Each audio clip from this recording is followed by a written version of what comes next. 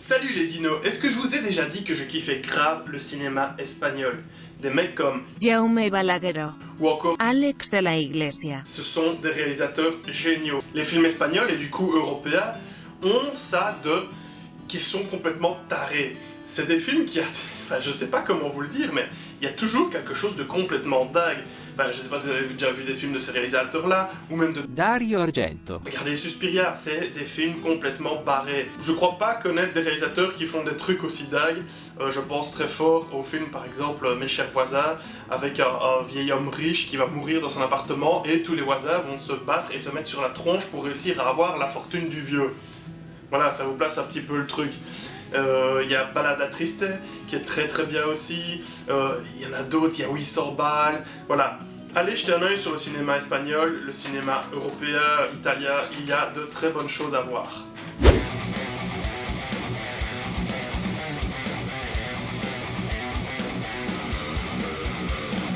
Ici, on va parler de Malveillance, un film de Jaume Balagueró, sorti en 2011. Jaume Balagueró, C'est le réalisateur de Darkness que je vous recommande, c'est un très bon film avec des fantômes. Il a aussi réalisé Rec 1, 2 et 4, pas le 3, c'est Paco Plaza. Il y a une pléthore d'acteurs, mais les principaux sont Luis Tosar, et Marta Etura. le speech du film est très simple. Ça parle de César, un gardien d'immeuble d'apparence très sympathique, affable et serviable, qui en fait est une vraie crasse. Il pourrit la vie des habitants de l'immeuble afin de se sentir mieux dans la sienne. C'est un mec qui est triste, qui n'arrive pas à être heureux, et son bonheur, c'est de briser les cacahuètes, de foutre la vie en l'air des autres personnes.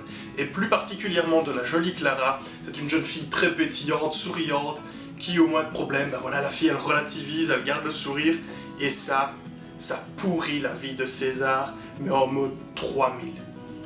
Je dirais même plus que 3000. Hashtag Tony Stark.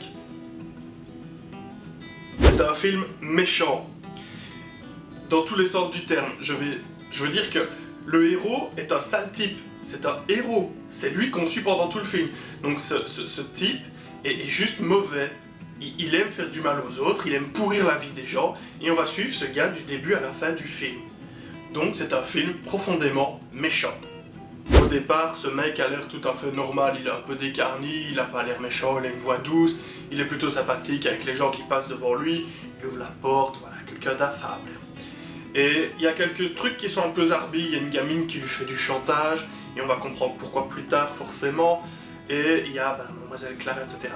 Le truc c'est que le premier crime que ce mec va commettre, c'est une vieille voisine qui va lui dire « Oh, je dois aller à une soirée d'anniversaire, une partie de bingo organisée par une de mes amies, est-ce que vous pourriez vous occuper de mes 2 chiens ?»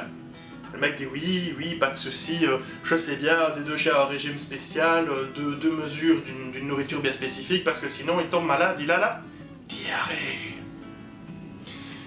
Et forcément, le gars va aller nourrir le chien. Sauf que il va aller foutre voilà, de la bouffe comme ça, bim bim, il va se prendre un petit morceau de tourte à la patate, il va même pas le bouffer, il va le donner forcément au chien. C'est un sale type. Le lendemain, la petite dame va promener son petit toutou et « Oh tiens, mais où est le 2e chien? Oh, il est malade. Je ne sais pas ce qu'il a mangé, mais il a une diarrhée pas croyable. » Et le mec fait l'air de rien en se disant « Bah oui. » Et histoire de renfoncer le couteau dans la plaie, il va lui dire « Écoutez, vous savez, votre chien, il est vieux, un jour il va mourir, va falloir vous y faire. Suivez mon conseil. » Et ça a ça d'horrible que le mec est en train de... Il est devant sa victime, c'est lui qui a fait le coup. Et en plus, il lui dit, madame, va falloir vous y faire, hein, de manière toute sympathique. Va bientôt crever ton chien, Faye. Pour ceux qui ne parlent pas wallon, Faye, c'est ma fille.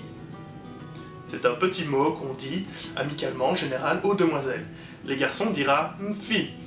M''fille.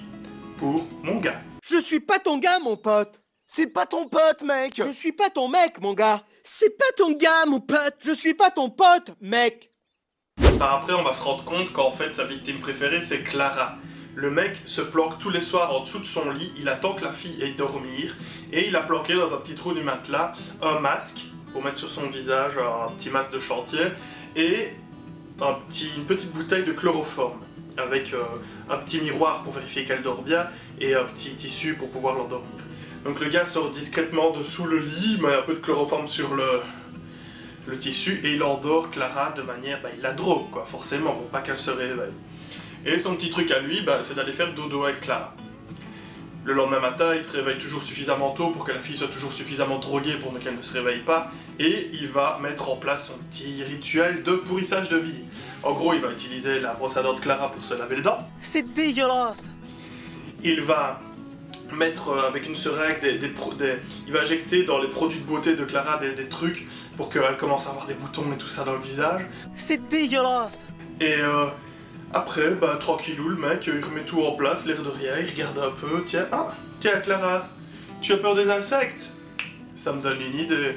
Et il se barre, et en sortant de l'appartement, il revoit la petite Ursula, la jeune gamine qui lui faisait du chantage.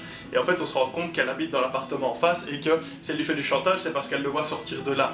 Donc au début, elle va lui demander de la thune, puis elle va lui demander de lui trouver un DVD de cul. Et je crois qu'elle a 12 ans dans le film, bravo la jeunesse. Et puis elle va continuer à lui faire du chantage jusqu'à la fin du film, de manière plus ou moins, voilà. Et c'est vraiment une sale gosse. C'est une sale petite gamine. Forcément, César est bien content de voir que la jolie Clara commence à avoir des boutons partout, mais la fille relativise et il se dit mais putain, je vais réussir à effacer ce sourire de ton visage, je vais le faire. La nuit suivante, il va aller mettre un peu partout des petits produits, des fruits pourris, etc. pour attirer des insectes. Et quand Clara revient, il y a invasion de cafards dans tout l'appartement. Donc forcément, elle demande à ce brave César, il est si gentil, de s'occuper de virer les insectes et d'aller tout ça.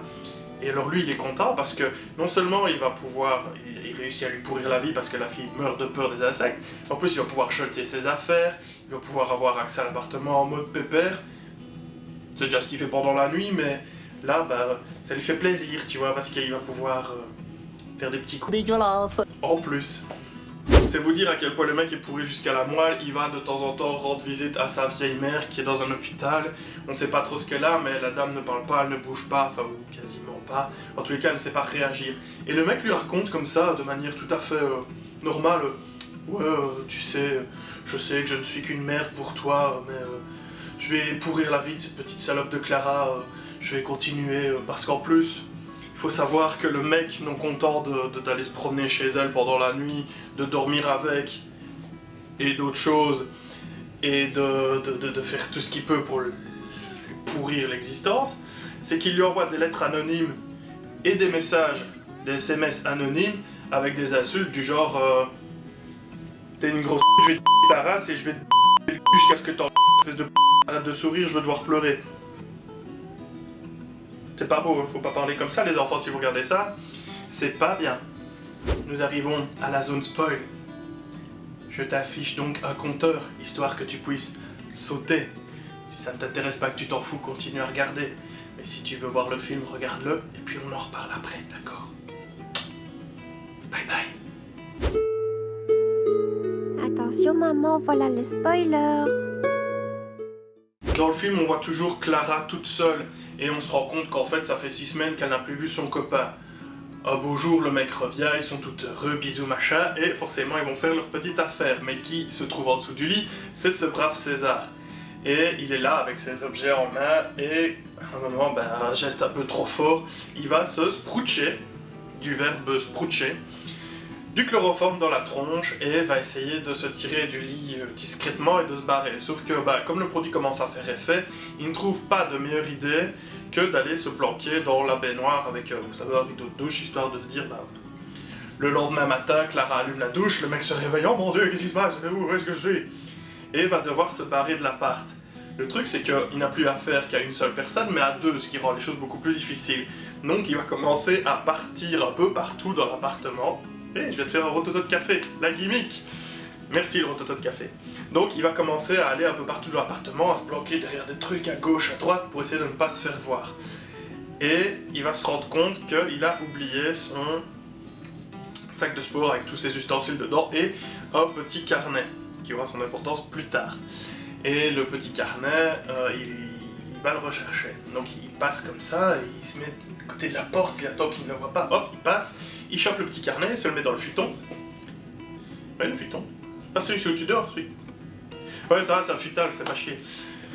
Et il va essayer de repasser de l'autre côté, mais au moment de repasser, il va se faire choper.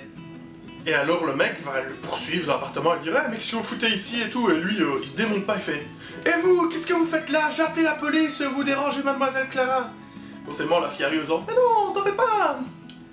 C'est César, c'est le gardien de l'immeuble!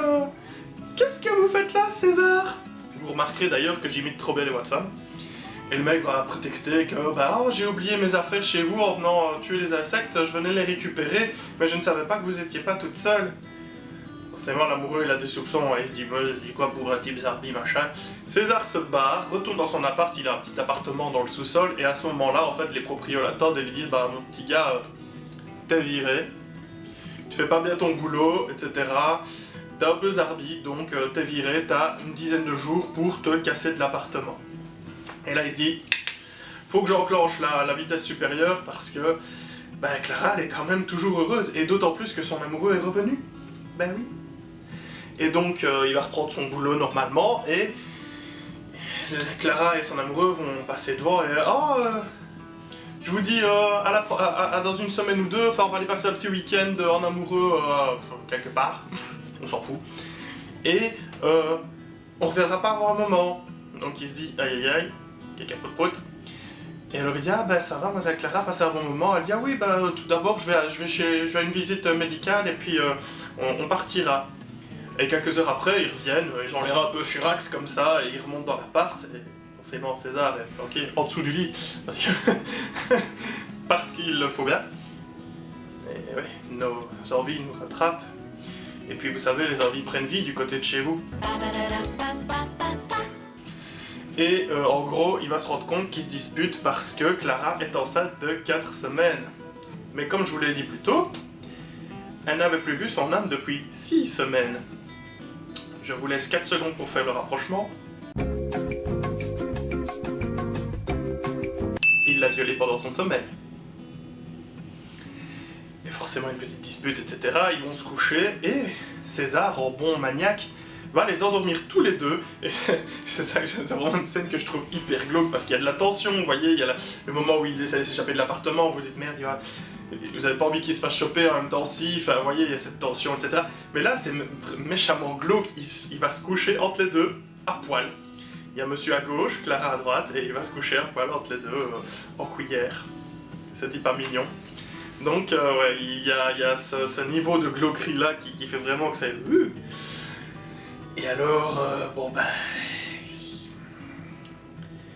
Le truc c'est que le matin il se barre, il retourne dans son petit appart et toc toc, quelqu'un vient toquer à la porte et c'est le mec de Clara.